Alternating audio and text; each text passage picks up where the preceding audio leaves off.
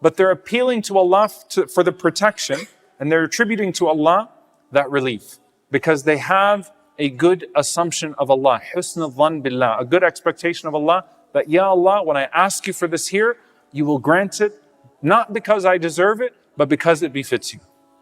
Because that's who you are. You are Ar-Rahman Ar-Rahim.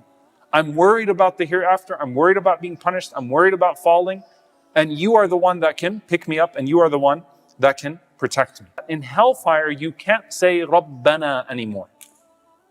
Something so simple. Our Lord, Rabbi, my Lord.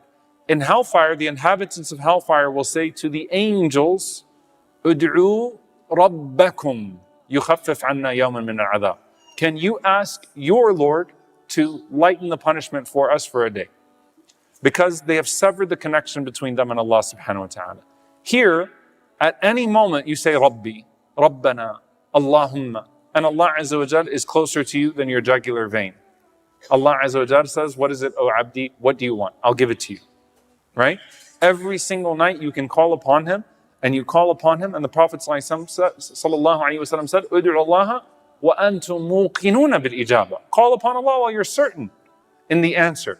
So you call upon Allah and you say, Our Lord.